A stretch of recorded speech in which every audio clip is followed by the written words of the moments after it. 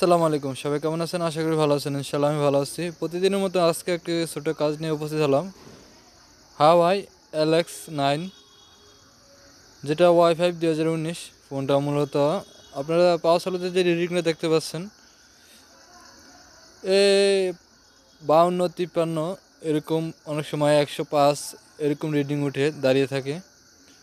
তো এই সমস্ত ফোনগুলো আমরা বেশিরভাগ ধারণা করে নিই সিপিইউ জনিত সমস্যা, আদার্স কোনো সমস্যা না।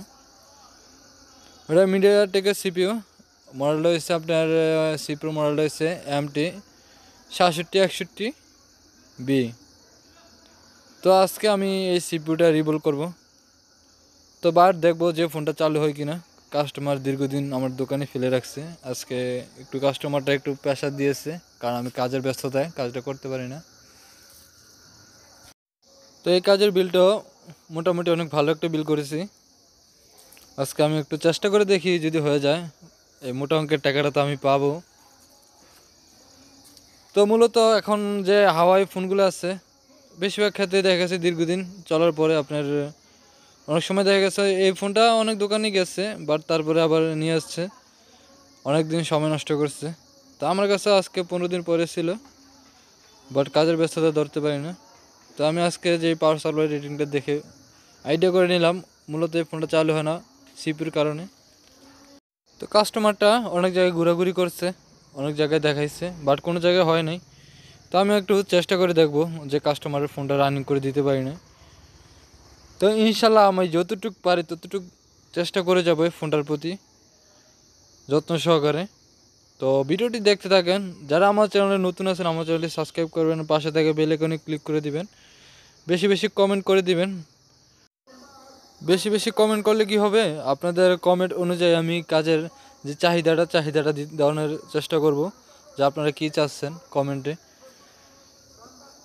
তো আশা করি পুরো ভিডিওটা দেখলে ইনশাল্লাহ আপনারা কিছু না কিছু শিখতে পারবেন, যারা টেকনিশিয়ান ভাই আছেন, যে প্রবলেমগুলো কোথায় থেকে আসে, কীভাবে আমি কাজ করতেছি, আপনারা ওই টিপসগুলো নিতে পারবেন আমার ভিডিওতে। তো দেখতে থাকেন পুরো ভিডিওটি, ইনশাল্লাহ ভালো লাগবে আশা করি সবার। এখানে আইসি উঠানোর ক্ষেত্রে আপনারা যে হিটার রাখতে হবে, আপনার মিডিয়াটেকের যে সিপিগুলো আছে এখানে হিটার রাখবেন 350, বাতাসটা রাখবেন 2 এর ভিতরে, তাহলে আপনার সুন্দর করে উঠে যাবে।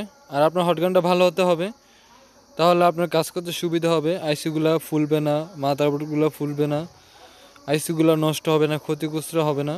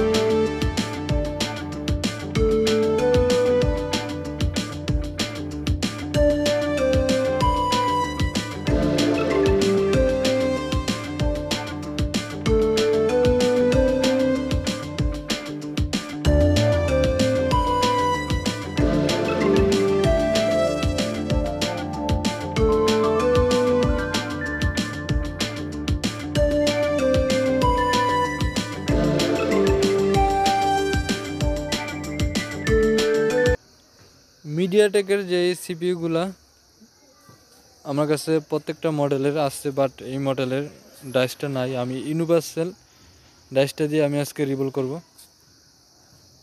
তো যারা নতুন টেকনিশিয়ান ভাই আছেন, যে আইসি রিভোল করার ক্ষেত্রে দেখা গেছে আপনার আইসির প্লেটে ফুলে যাচ্ছে, বা বলগুলা অনেক সময় দেখা গেছে বড় হয়ে গেছে, মাঝের বলগুলা ডাইসের থেকে আইসিটা আবার খুলতে পারতেছেন না, তাদেরকে আমি একটা কথা বলতে চাই, আপনারা যে পেস্টটা লাগানোর সময় হাত দিয়ে আস্তে আস্তে লাগাবেন এবং জাতাজাতি করবেন না, পেস্টটা যেতে লাগাবেন না, তাহলে আপনার পেস্টটা অনেক বেশি ঢুকবে।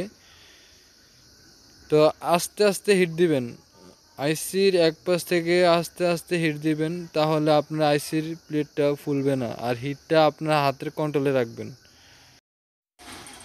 আমরা অনেক টেকনিশিয়ান ভাই আছে যে পেস্টের যেই হিটের যেই তাপমাত্রাটা আছে আপনার মেকানিকের যে পেস্টের, ওইটা হচ্ছে আপনার 183°C। তো আমরা হিটটা রাখি হয়েছে আপনার 190, 110 বা সর্বোচ্চ 120।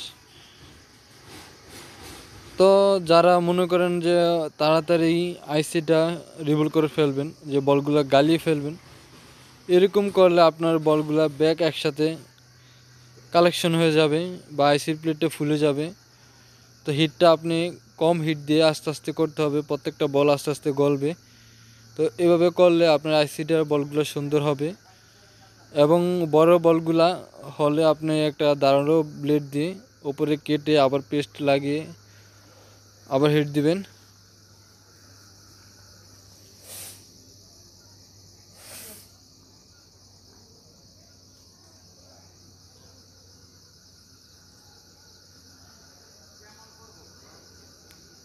তো আমার আইসিটা রিভোল করা শেষ, এখন দেখব যে আমার বলগুলা একুরেট হয়েছে কিনা।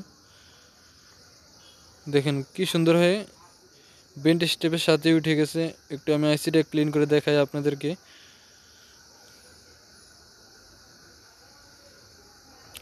অনেক টেকনিশিয়ান ভাই আছে যারা আইসি রিভোল করতে পারে না, দীর্ঘদিন চেষ্টা করতেছে। আস্তে আস্তে চেষ্টা করেন, ইনশাল্লাহ পারবেন। এখনকার যেই মার্কেটে যেই ফোনগুলো আছে সিপিইউ, সবগুলো ফোনে সিপিইউ জনিত সমস্যা থাকে, আদার্স কোনো সমস্যা থাকে না। আপনি যদি আগের যে চার্জিং পোর্ট লাগানো বা পাওয়ার এসি লাগানো এসব নিয়ে বসে থাকেন, বা ফোন হিট দিলে চালু হবে এসব নিয়ে বসে থাকলে আপনার ব্যবসা বেশি দিন টিকবে না। আইসি লেভেলের কাজ জানতে হবে। দেখেন প্রত্যেকটা বল একুরেট হয়েছে। এখন আমি লাগানোর জন্য প্রস্তুতি নিয়ে রাখছি, আর যে আঁকা বাঁকা বলগুলো সোজা করে নেব একটু পেস্ট দিয়ে, হিট দিয়ে।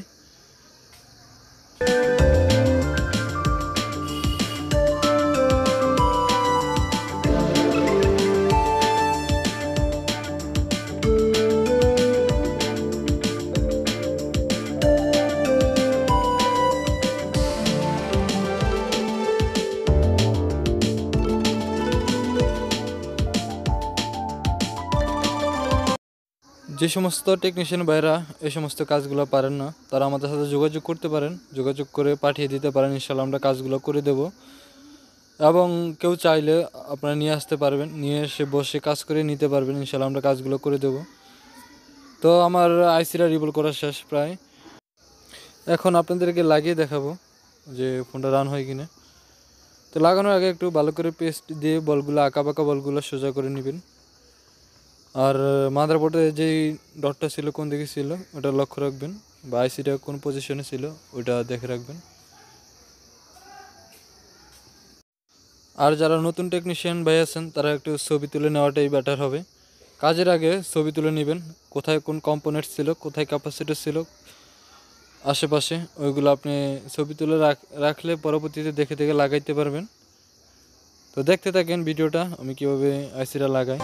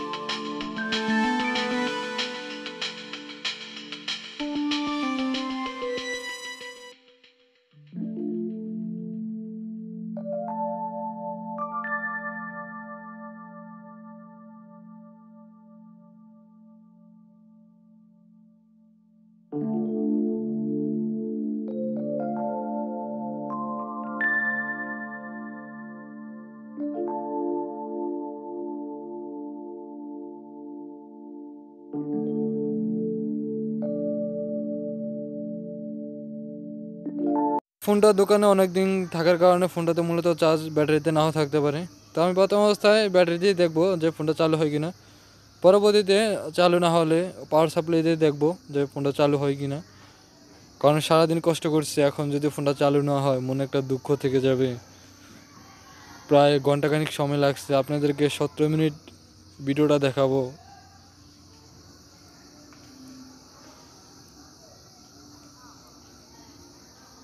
তো প্রথম অবস্থায় আমি চার্জে লাগিয়ে দেখবো যে চার্জের লোগো আসে কিনা, চার্জে কোনো ইম্প্যাক্ট আনে কিনা। কারণ প্রত্যেকটা আমি কাজ করার পূর্বেই আগে চার্জে লাগিয়ে দেখি যে ফোনটা চার্জ লয় কিনা বা চার্জ হয় কিনা। দেখেন চার্জের সিগন্যাল কিন্তু আসছে, এখানে লালবাতি দেখাচ্ছে। আগে কিন্তু লালবাতি দেখাইতো না, ফোনটা হ্যাং অবস্থায় দাঁড়িয়ে থাকতো বা অটো রিডিং নিয়ে দাঁড়িয়ে থাকতো। তো এই অবস্থায় আমি আবার একটু ব্যাটারিটা খুলে লাগিয়ে দেখি, আগে দেখি যে ব্যাটারিতে কত ভোল্ট চার্জ আছে বা এখানে আউটপুট বার হয়ে কিনা একটু মিটার দিয়ে চেক দিয়ে নিই পাওয়ার সাপ্লাইতে নেওয়ার আগে। হ্যাঁ, এখানে 4 ভোল্ট ঠিক আছে। আর ব্যাটারিতে দেখি কয় ভোল্ট আছে। হ্যাঁ, ব্যাটারিতে আছে আপনার 2 ভোল্ট, 2.5 ভোল্টের মতো। এখানে আমার 3.5 ভোল্ট হইতে হবে ফোনটা চালু হওয়ার জন্য। তো আমি সোজা পাওয়ার সাপ্লাইতে চলে যাব, এখানে আর ঘোরাঘুরি করে লাভ নেই। তো আমার পরবর্তী টুলে আমি নিয়ে যাই, ফোনটা আপনাদেরকে দেখাই। এখানে ভিডিও আমি কেটে কেটে নিই, কারণ আপনাদেরকে একটা পুরোপুরি সরাসরি দেখাবো যে আমি যে এতক্ষণ কাজ করেছি এটা কি আমার ব্যর্থ গেল।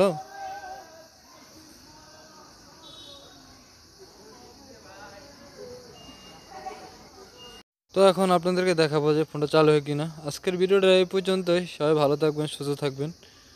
তো আমি আপনাদেরকে দেখিয়ে দিই যে ফোনটা রান হয় কিনা। পাওয়ার সাপ্লাইতে যে রিডিং নিচ্ছে ফোনটা চালু হয়ে গেছে, আলহামদুলিল্লাহ।